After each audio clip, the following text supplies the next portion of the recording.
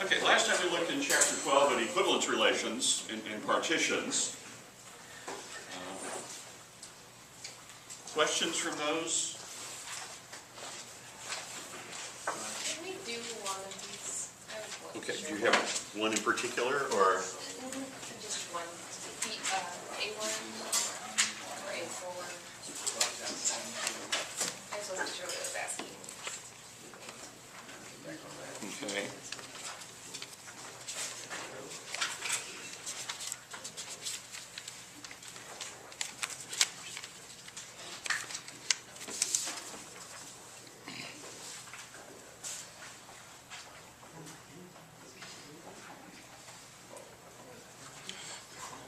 Let's look at A4. So we've got, for R, an element of the set from 0 to 9, let A sub R be the set of all integers whose units digit in decimal notation is equal to R. And then prove this is a partition of Z. I'm not sure why there's a period there. So we're looking at integers. So Z is the set of all integers. So 0, plus or minus 1, plus or minus 2, plus or minus 3, plus or minus 4, etc. And so we're defining A sub R. So let's just, to get a sense, well, let's say A sub 0, somebody tell me one element of A sub 0. Okay. The units digit is 0. Is there another one? 1. Is the units digit of 1 0? So what? So we're defining this. A sub R is the set of all integers whose units digit is equal to R. In fact, maybe let's do this the other way. So where is 1? The units digit of 1 is 1, right? Yeah. What's a units digit? Oh. Where's 20? Units 0. 20 is in this one. Yeah, and 10's also in there. 10's also in there, and plus or minus. Where's 1,231? 1. So the units digit is just the one column? Yeah. Mm-hmm. Okay, all right. I didn't know what a units digit was. Has it ever not be that column? What do you mean Is it just arbitrarily just set on that one digit? For this partition, or for this potential partition, that's how we decided we're going to try to separate, divide the set. So now for a partition, there are two things we need.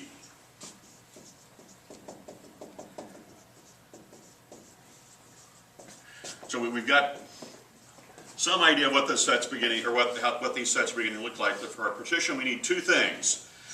Every integer in at least one A sub R. So have we done enough that if I tell you an integer, you can figure out which A sub R it's in? Can anybody think of an integer that we can think, oh, we don't have it anywhere yet? 2. Well, in terms of the way it's described. So yes, 2 we don't have listed here, but these go all the way to A sub 9. So 2 is in A sub 2. So if we do the complete, all 10 sets here, is there any integer that we've missed? No. Yeah, because every integer has some units digit, and that units digit will tell us where to put it. So in a sense, maybe another way to think of a partition is we're sorting things out. So we're sorting out the integers. Do we know where every integer goes? It has to go in at least one place. In fact, it has to actually go in no more than one place, or I would say in exactly one place.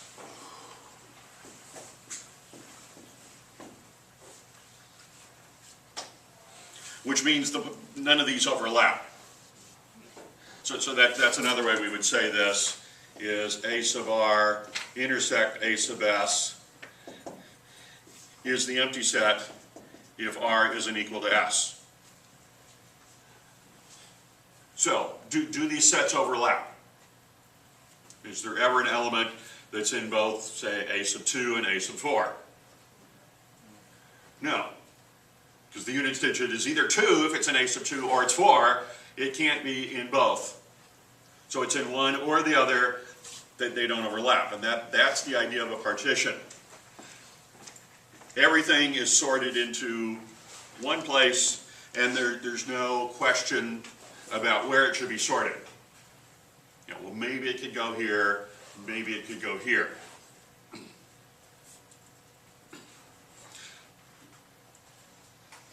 So in a sense, I guess I'm reminded, you know, Harry Potter and the Sorting Hat. You know, it's sorted into 4 houses. Everyone was put in one. Nobody was put in more than one. Even though, as I recall, I guess the Hat had a little bit of trouble with Harry deciding where exactly to put him. But came up, put him in one house. So that was a partition. So we don't leave anybody out, and everybody goes exactly one place. And those are the two things that we need to verify. And I would actually, I'd probably use the word on this, verify rather than prove.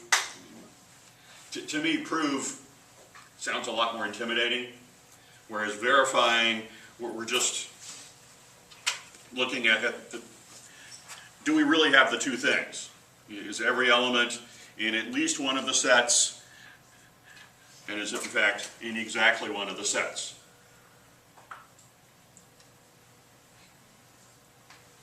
And on this one of our challenges, as you said, was to figure out what exactly they're asking. What exactly are these sets that we're dividing them into?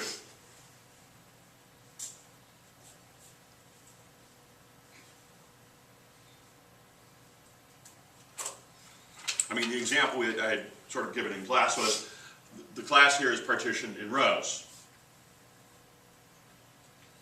And everybody's in one row, so everybody is sitting in a row, nobody is sitting in more than one row. So there's no overlaps of the rows. If I pick 2 different rows, there's no person that's sitting in both rows. So we get both of those. Everybody's in at least one subset, and the subsets don't overlap.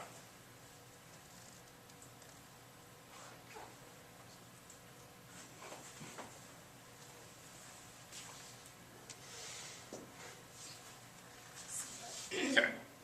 Yep. What explanation would you want on that? So like in a homework set, how would you want us to like write, like, because we can't just say like yes and yes. How would you want us to explain that? Well, in terms, I mean, we would definitely need to show, we recognize what it takes to be a partition, that we need 2 things. Every element in the set is in at least one of the subsets, and the subsets don't overlap. And so, I mean, the subsets don't overlap, we could say, since we're keying on the units digit, that's going to uniquely determine where it goes. It's going to go in just one particular subset. Also, since we're keying on the units digit, any integer you give me, I can look at the units digit and I can decide where it goes. And so it does depend kind of on how the set is described, how we go about verifying that yes, every element in our big set appears in at least one of the subsets, and every, and none of the subsets overlap.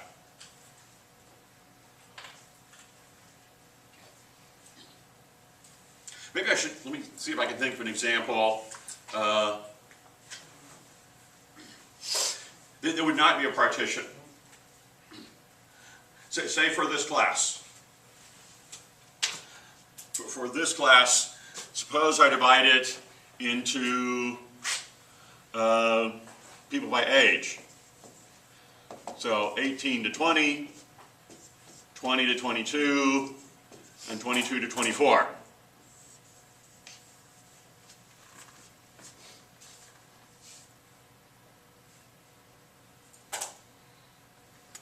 actually fails to be a partition for two reasons.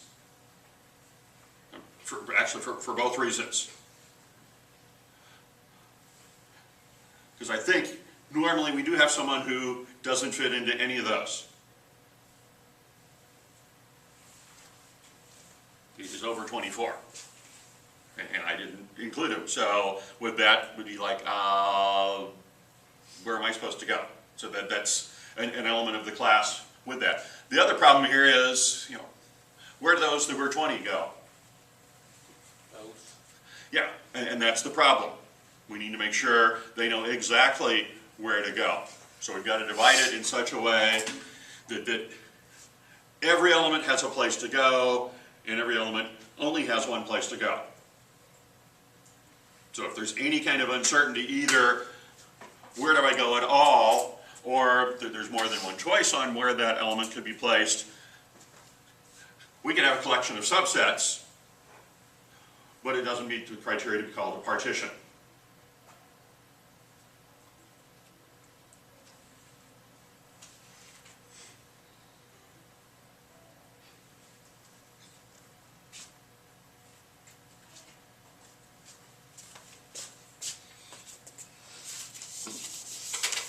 In any partition, so here we have a partition.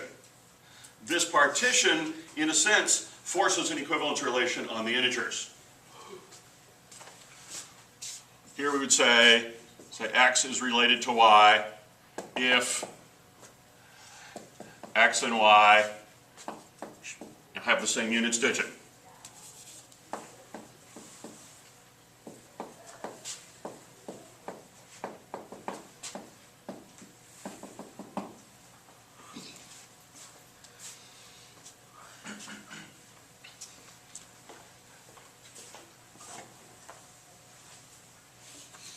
So x and y are related if they have the same, x and y have the same units digit.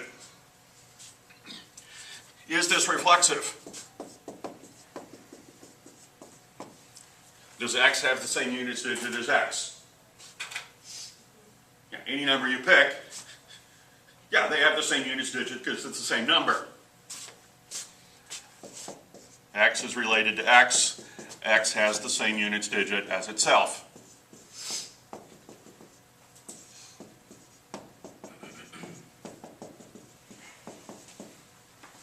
Is it symmetric?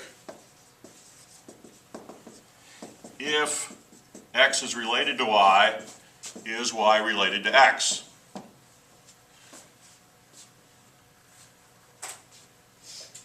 Well, if x is related to y, what's that tell us? The same units digits. X and y have the same units digit. So does it matter which one I put first when I'm comparing the two to see if they're related? And it doesn't. So either, I mean, these both mean exactly the same thing, that x and y have the same units digit.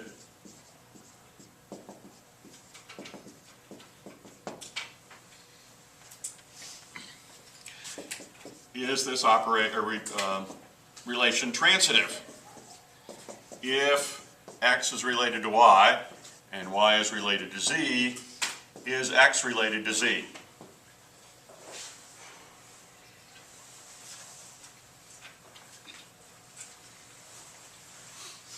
And again, it's one of those questions, even if we decide the answer is yes, how are we going to go about explaining that? So, what do you think? Is it yes, is it no, and how would we go about explaining it?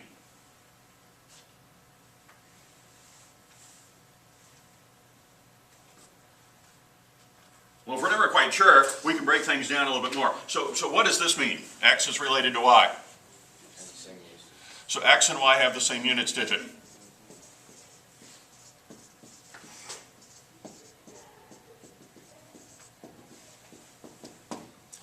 What does y related to z mean?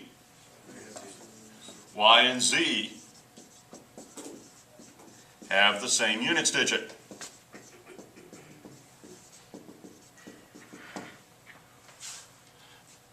So, do we know anything about x and z? Yeah, x Y, and Z, they all have the same units digit. So X and Z have the same units digit.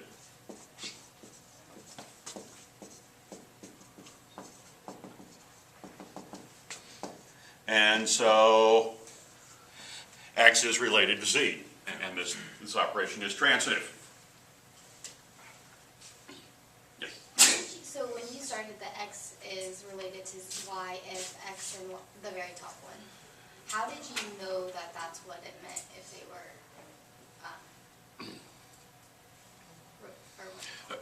From the partition, how did I know? I mean, the partition was described, we're putting things in a certain set if they have the same units digit. So in a sense, if we have a partition, there would be some way to describe that partition in terms of an equivalence relation. And here the way is, well, everything in this set has 0 as a units digit, so they all have the same units digit. Here, they all have the same units digit. They all have the same units digit. So in a sense, in this particular one, having the same units digit is what gets all of them in the set. And in terms then of, once we know it's an equivalence relation, we could talk about the equivalence classes. This we could call the class of 0. It's 0 in everything that's related to 0. 0 has units digit of 0. In that set is everything else that has a units digit of 0. It's just another name for A sub 0. The difference of equivalence classes, with equivalence classes, there's not just one unique name.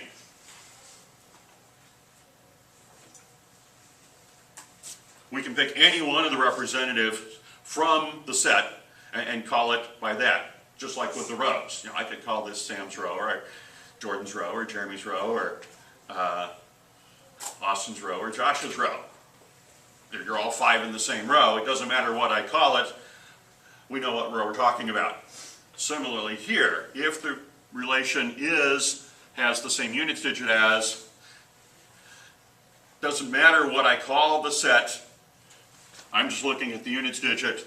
That set has many different names.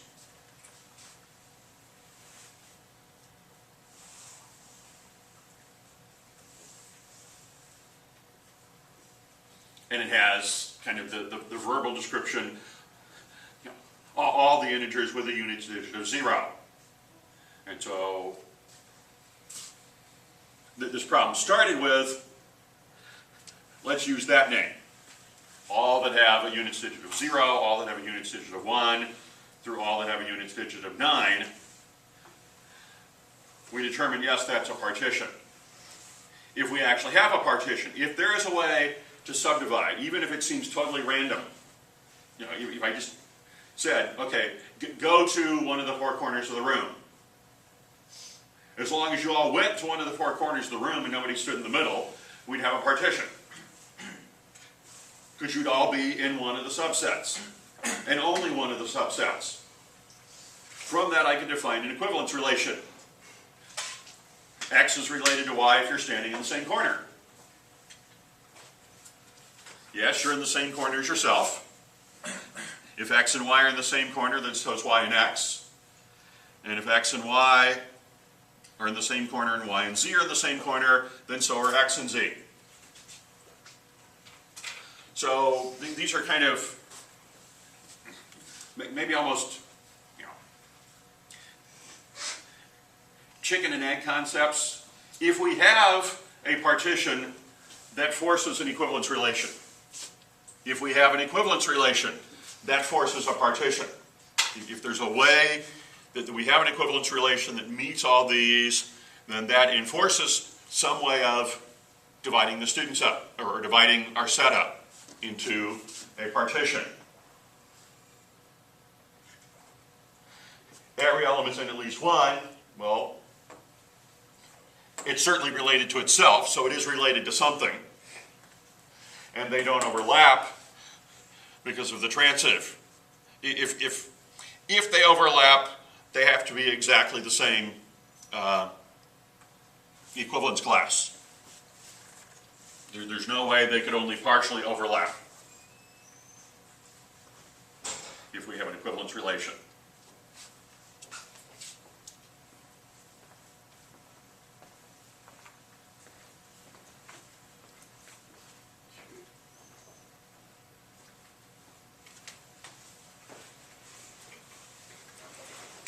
Okay. Other questions?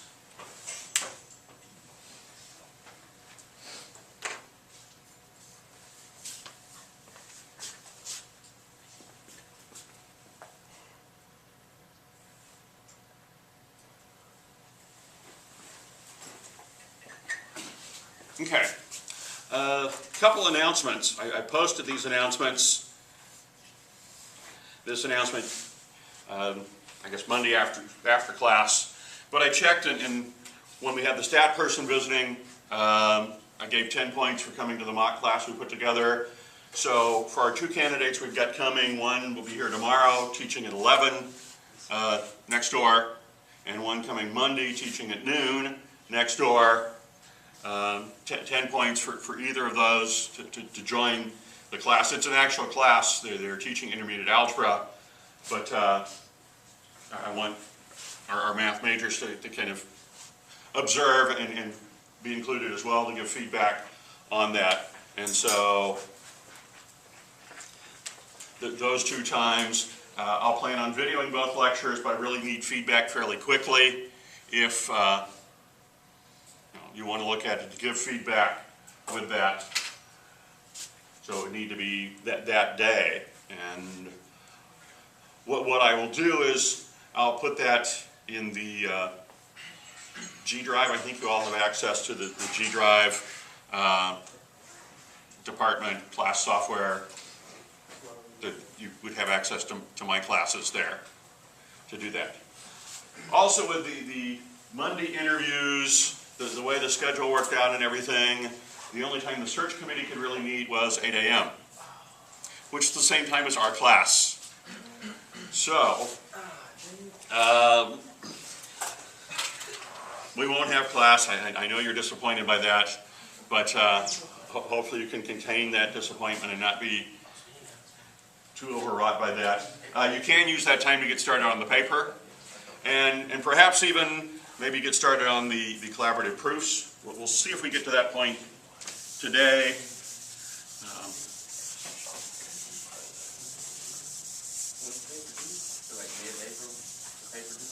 The paper is due April, 2 weeks from Friday, I believe. So that's April 13th. And the collaborative proofs are due April 20th. And I haven't assigned any of those problems yet, but there are 3 that go with this particular section. You will need to do one of those 3. There's a later section that'll have some options as well, where you could pick one of those, but you just can't pick 2 from the later section. One has to be from this particular section. Because we're going to move now to chapter 14. We're going to skip chapter 13. In chapter 14,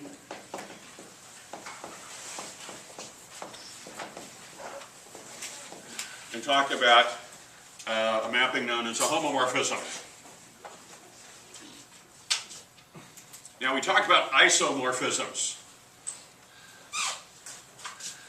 An isomorphism, we needed mapping from one group to another group that was one-to-one, it was onto, and it preserved the operation.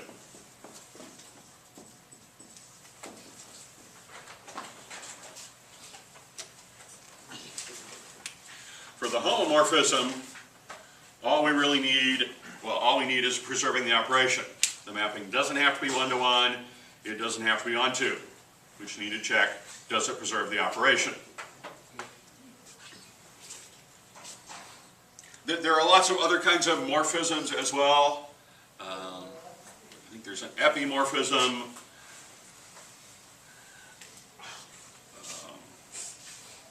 remember. I think isomorphism and homomorphism is the only ones we're going to have time to talk about. So we were just interested in does it preserve the operation. And remember that means if we've got two elements in the first group, we could combine them in the first group and map, or we can map them first and then combine in the second group. We should get the same result either way. That's what it means to preserve the operation.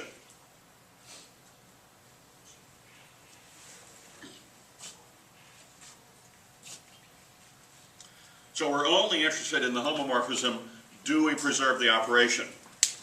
We don't care if there are repeats among the outputs. We don't care if we get all the possible outputs.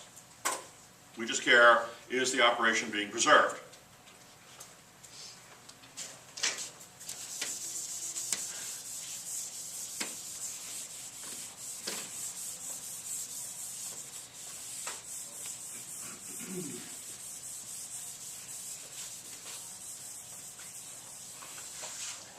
So let's look at an example. Suppose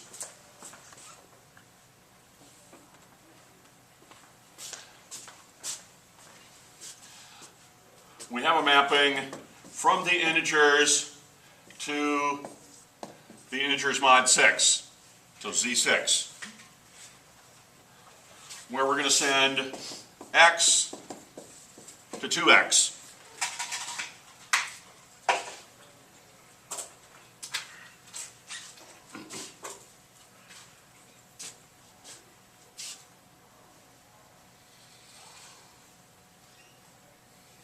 And then 2x we're going to convert to whatever it is modulo 6.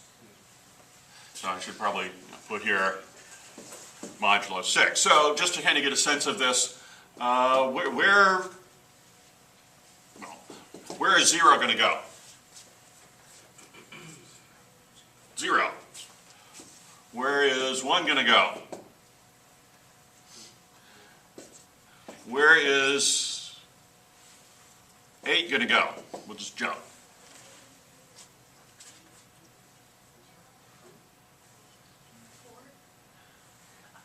4. 16, but on the 6-hour clock, that is 4. Where is, say, 12 going to go?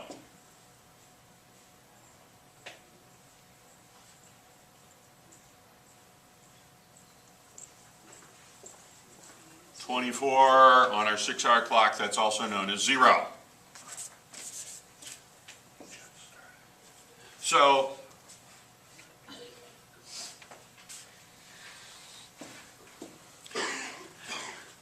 in just kind of looking and exploring, we already see this mapping is not one-to-one.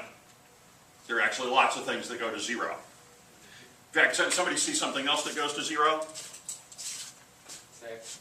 Okay, 6. 36. 3. Anybody spotting a pattern here? They're all more visible by 6. Well, 3 wasn't. Multiple of 3s.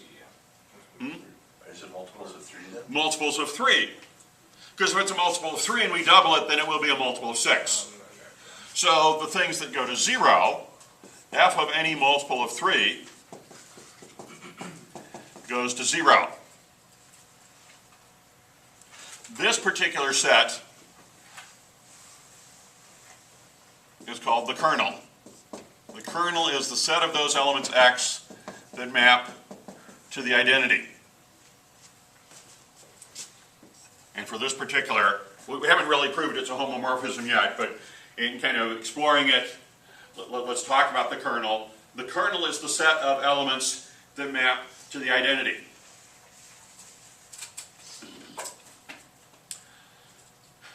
Set the assigned x in the The set of x such that, I mean, the colon typically in a statement like that is the set of elements. Is that a type or is that a 1? Where? The bar up and down next to the second x in the function. It's the end of the parentheses. Oh, okay. I'm sorry.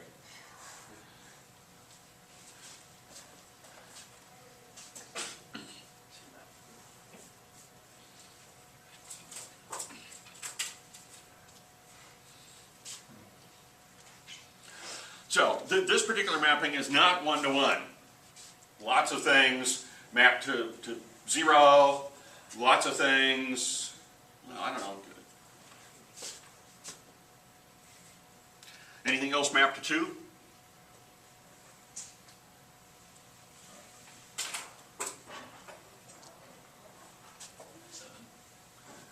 Seven. 14 modulus 6, so f of 7 equals 2. Anything mapped to 1? I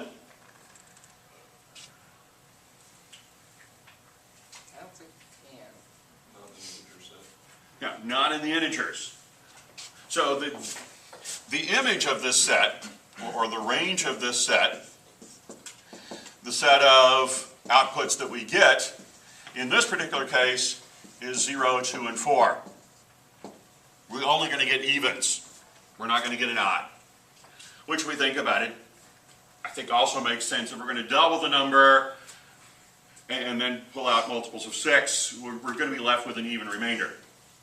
We're not going to be left with an odd remainder, because double, it's going to be an even number. Multiples of 6 be an even number. We might be left with a remainder of 0 or 2 or 4. Turns out what we've discovered here is actually true in any homomorphism. And what we've discovered, if you look at that, 0, 2, and 4, is that a subgroup of our original set of all possible outputs? It is. It turns out the range of f will always be a subgroup of our second group. What about this? The kernel, multiples of 3. Is that a subgroup of the first group?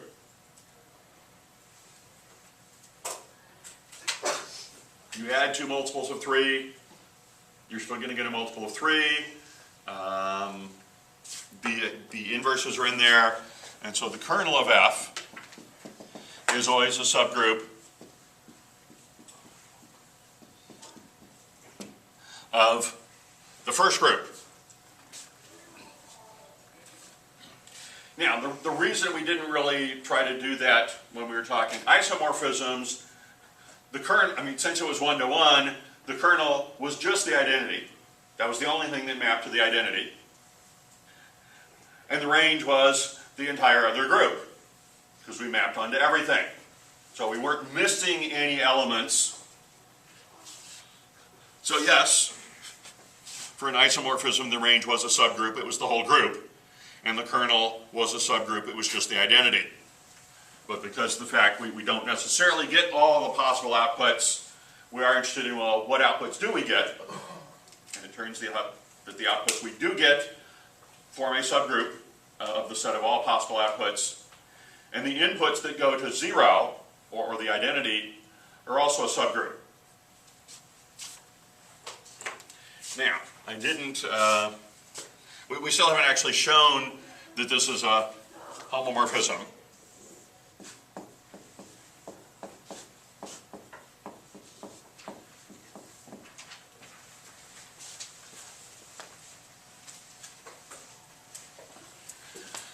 So our mapping f of x is 2x modulo 6. So if we take 2 elements, say a and b, our operation is plus in the first group. I didn't state that. I should have. Both of these, the operation's addition.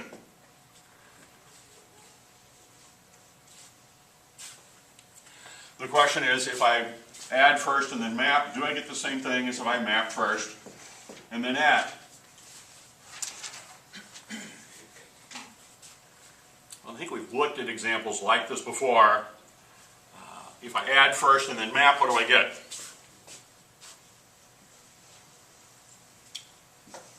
Twice the sum. I mean, that's what f does. It's twice whatever the input is. So over here it's twice a and twice b. Are those two the same? Now, that's the distributed property. And even though we're working modulo 6, the distributed property still holds there. So the operation is preserved in this case.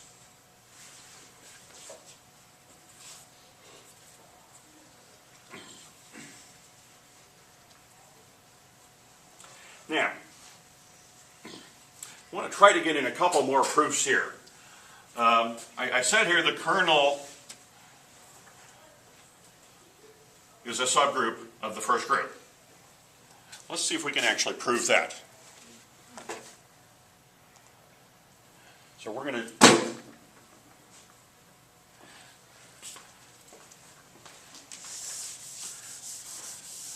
try to actually prove a theorem that would be if we've got a mapping from G1 to G2 that is a homomorphism,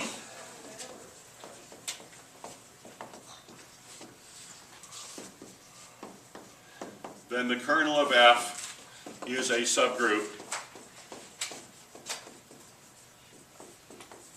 of G1.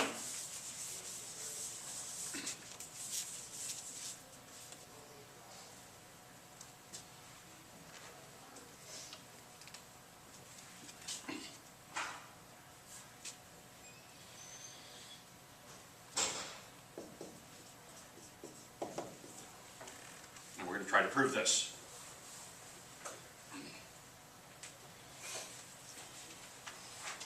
So, we don't know what the groups look like.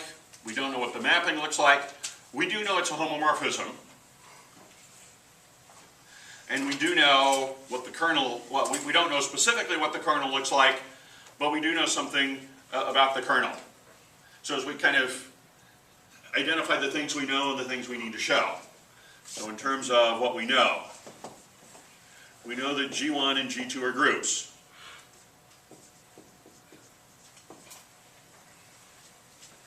We know that F is a homomorphism, which means F of AB is equal to F of A, F of B.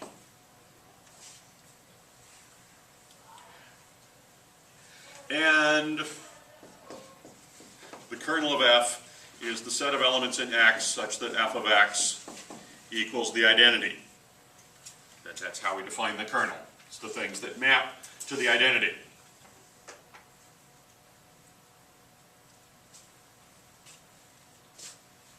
What we need to show is the kernel of F is a subgroup of G1.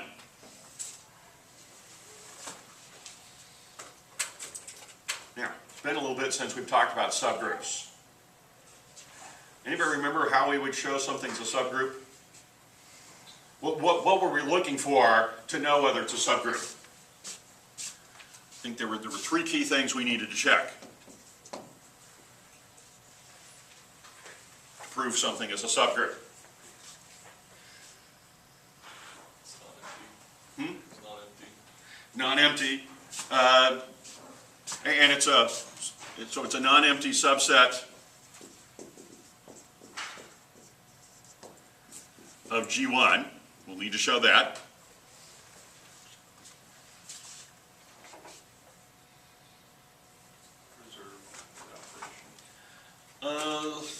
Preserve the operation is not the term we would use. The operation is closed on the subset. I mean, I think we talked about here multiples of 3. If I add 2 multiples of 3, it's still a multiple of 3. So the operation is closed on the subset, so in this case on the kernel of F. And then also inverses are in the kernel of F. So if X is in the kernel of F, we're going to have to show that X inverse is in the kernel of F as well.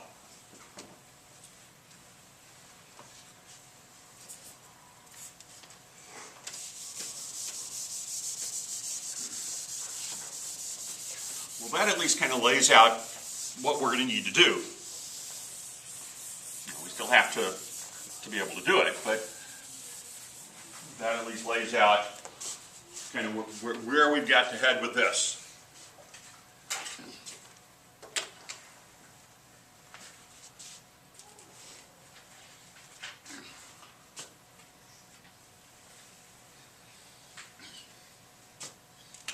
Now, the subset of G1, I wasn't quite as particular as I should be. The kernel of F are those elements that F takes from G1 and sends to the identity. So by the way the mapping is defined, the kernel has to be elements from G1. I mean, we're starting in elements in G1. So the kernel is going to come from G1. So it is going to be a subset. Is it non-empty?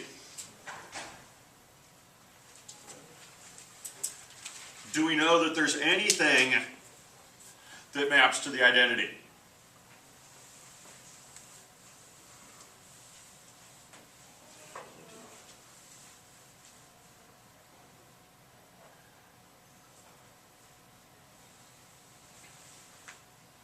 When we're doing isomorphisms, with an isomorphism, what mapped to the identity? The identity in G1 mapped to the identity. Identities went to identities. Turns out, and the book shows this, with a homomorphism, the identity is going to have to go to the identity as well. If it's going to preserve the operation, the identity, I mean, A times E, if it's going to satisfy this, A times E is the same as A, that's going to have to be the identity. So the identity, it is non-empty because the identity in G1 is in the kernel. Whether anything else is or is not, we don't know, but at least we know the identity has to be in there. The identity has to go to the identity. Other things may as well. But if it's going to preserve the operation, that's where the identity's got to go. And the reason it's important to make sure this is a non-empty subset, for closure, we're picking two elements from the subset. Well, if there's nothing in there, we could argue that we picked two elements, but there was nothing in there in the first place. You know, we could get that this is true and this is true for an empty set. So the next thing we got to do is prove closure. So if we've got two elements that are in the kernel, is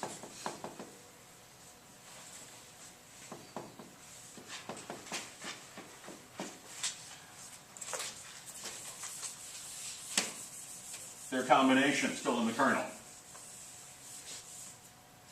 So if we combine them with whatever the operation happens to be, are we still in the kernel? That's what we need to prove closure.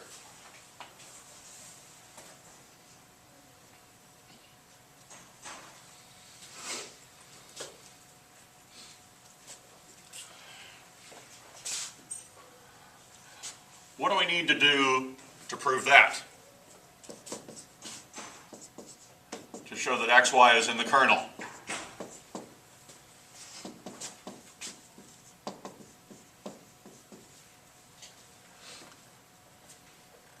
Don't both x and y both map to the identity? They do. That since they're in the kernel. So what do we need to show about x and y? That it's the identity. That x and y maps to the identity. That's how things get in the kernel. They map to the identity. So if we need to show that xy is in the kernel, we need to show that they map to the identity. So that's what we need to show. If we can show that xy then has to be in the kernel as well. And you're right, x and y both map to the identity.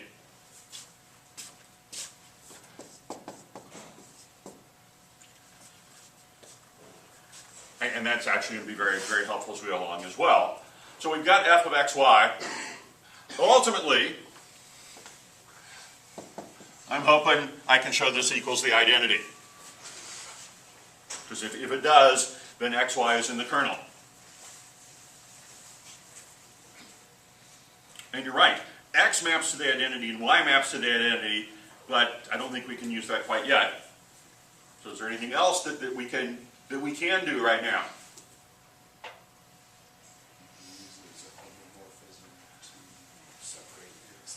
We can use it as a homomorphism. It preserves the operation. So since it's a homomorphism, f of x, y is f of x, f of y. And now we can use the fact that x and y both map to the identity. And the identity times the identity is the identity. So what we saw in the example we did with the multiples of 3, that was a subgroup that all mapped to 0. Turns out any kernel is a subgroup. Now, we've got the other part as well. So what about inverses? If x is in the kernel of f, is x inverse in the kernel of f?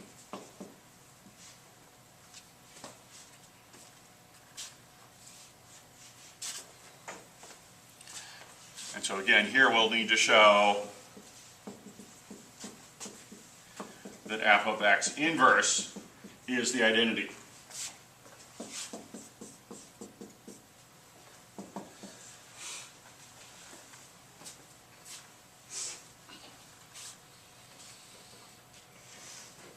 Now with isomorphism, anybody remember what happens if we map the inverse with an isomorphism?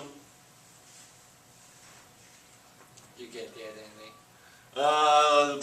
We don't get the identity. Well, with isomorphisms and inverses, we can do the inverse first and map, or map first and then do the inverse. We get the same result. That also is true for homomorphisms. Don't have time to prove that, but the book actually does with that. But once it preserves the operation, it does preserve the identity. It also preserves inverses. How does that help us? Yeah, X maps to the identity because it was in the kernel. And what's the inverse of the identity?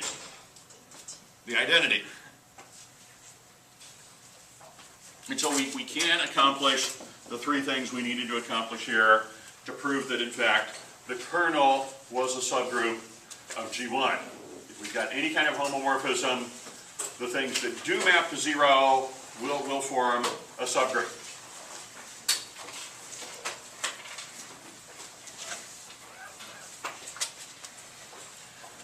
Now, I do have here, came available during class here at 8:30, some questions from chapter 14. Remember to be working on wiki posts. At least one person did that already. One with the paper, and then the collaborative proof, due April 20th. There are 3 problems. You need to do 2 of the 3, and there will be a choice of some others as well a little bit later. So maybe I should say, one of the 3, and then one from either this 3 or a following set. So I will see you Both those are with partners. next Wednesday. Yeah, and collaborative both are with partners. What?